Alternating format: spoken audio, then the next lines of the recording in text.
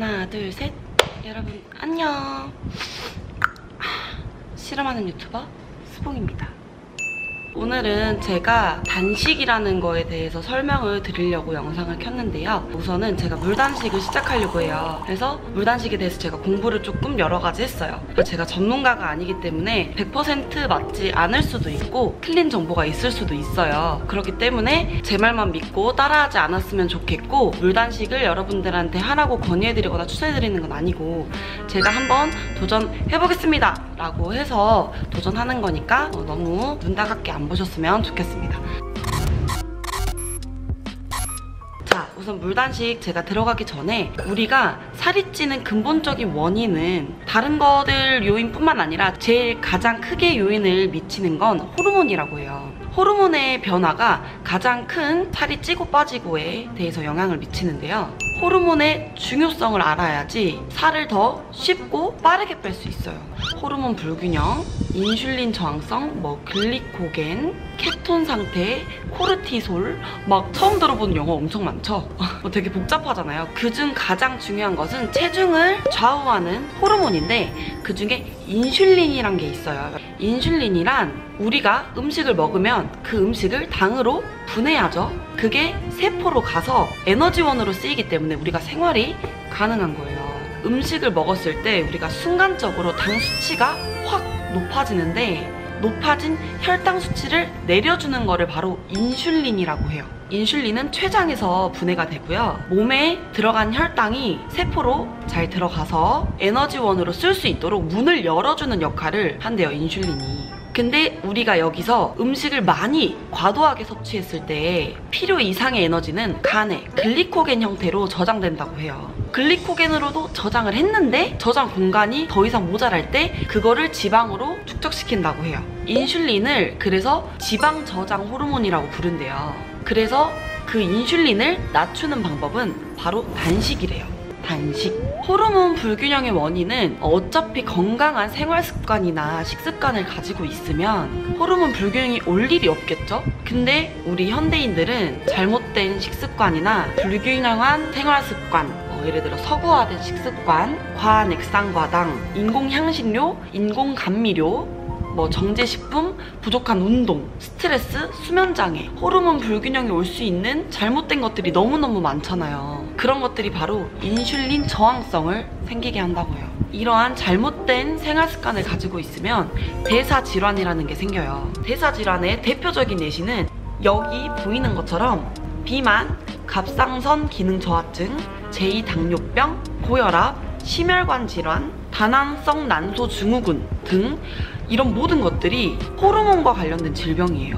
호르몬에 대해서 이렇게 공부하고 알고 있으면 단식에 대해서 조금 생각해보기도 하는 것 같아요. 극단적인 물만 마시고 여러 가지 과일 디톡스, 단식 종류가 많은데 특히 간헐적 단식 여러분들 많이 들어보셨잖아요. 간헐적 단식을 그래서 하는 이유도 있는 것 같아요. 아무튼 혈당을 낮추는 최고의 방법은 바로 단식이라고 해요. 물론 단식에 대해서 호불호가 되게 굉장히 많이 갈리고 걱정이 많지만, 건강이 내가 지금 무너져 있고 다 힘들다, 의지가 없다 이런 상태면 단식을 한 번쯤은 시도해보는 것도 좋을 것 같아요. 시간이 아무것도 안 하는데 너무 빨리 가, 난 뭔가의 소중함을 모르겠어 라고 생각하시면 단식을 저는 추천드립니다. 시간 개 안 가요.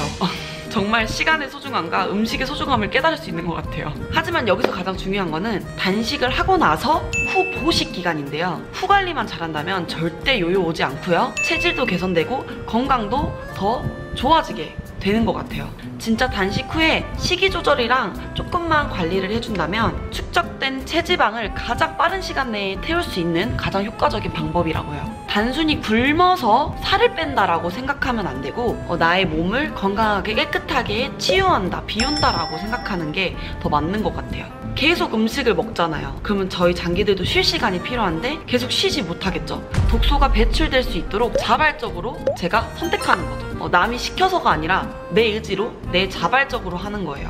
단식은 정말 중요한 거는 단식 후에 보식이 정말 중요한 거를 알고 나서 단식을 시작하셔야 돼요. 단식을 하게 되면 저희가 에너지를 섭취하잖아요. 근데 그 과정이 거꾸로 진행하게 돼요. 음식을 먹으면 인슐린이 증가하게 되는데 단식을 하면 인슐린 수치가 내려가겠죠? 그래서 저장돼 있는 혈당들을 꺼내서 쓰기 시작해요. 대신 처음에 백혈구 수치가 낮아질 수 있기 때문에 면역력이 좀 떨어질 수 있어요. 근데 하지만 이거는 좀 시간 지나면 다시 회복된다고 해요. 굶주림을 통해서 쉬고 있던 휴먼 줄기세포를 활동하게 한대요. 그래서 손상된 면역세포들을 제거시키고 새로운 면역세포들을 생성시킨다고 해요. 72시간, 약 3일 정도의 단식이 가장 효과적이라고 합니다.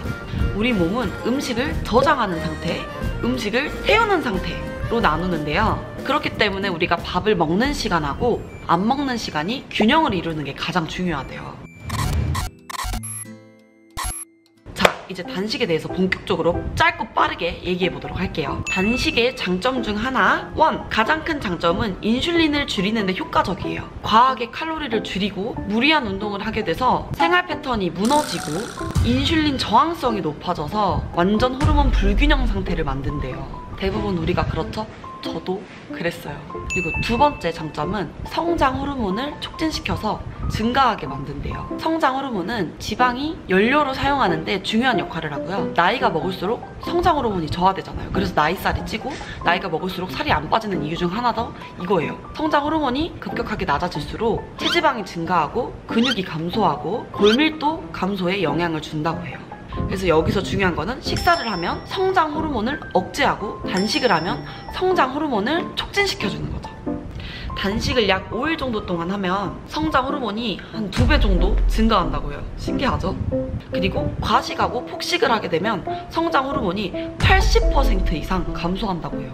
세 번째는 생리증후군, 생리통 완화를 시켜준다고 해요. 그리고 생리혈도 맑아진다고 해요. 독소를 배출해서 이제 몸을 깨끗하게 만들어주기 때문이겠죠. 그리고 네 번째, 거짓 식욕이나 거짓 배고픔, 허기를 잡는 데에 도움을 준다고 해요. 다섯 번째, 세포가 건강해지고 위장에 재세팅이 이루어진대요. 그리고 소화기관에 큰 변화가 일어나고 뇌신경의 변화, 혈액의 변화 이런 것들이 정말 다양하게 일어난다고 해요. 단식 하나로.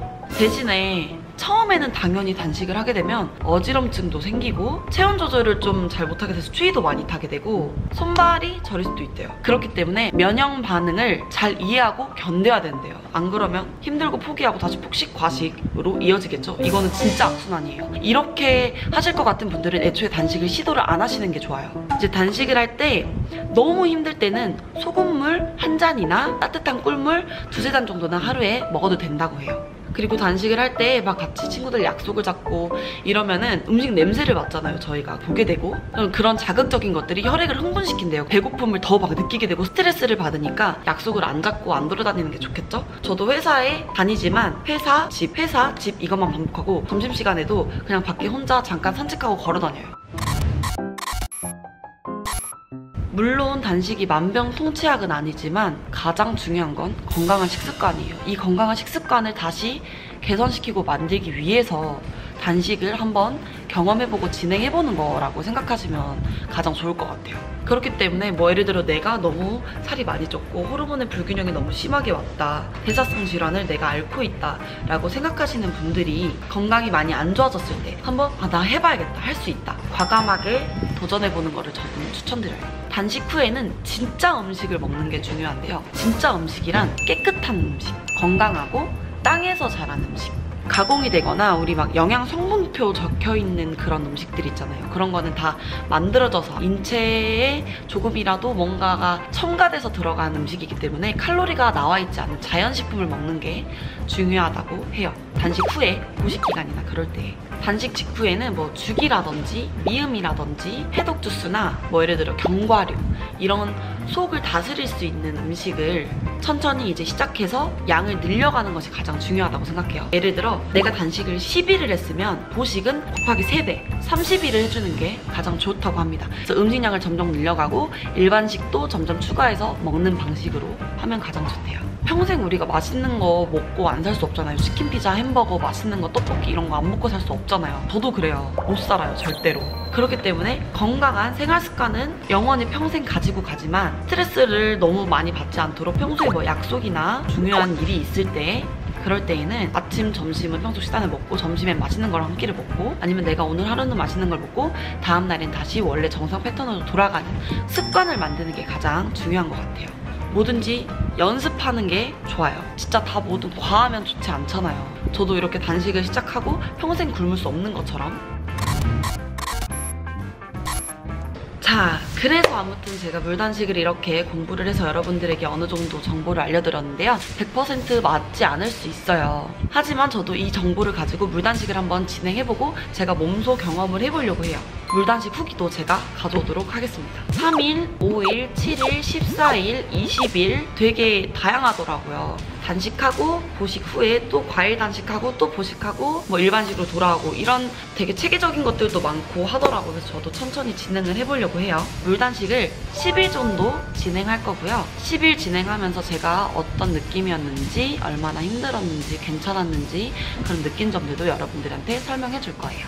오늘도 수봉의 영상이 재밌었다면 구독, 알람 설정까지 부탁드려요 여러분. 그럼 안녕.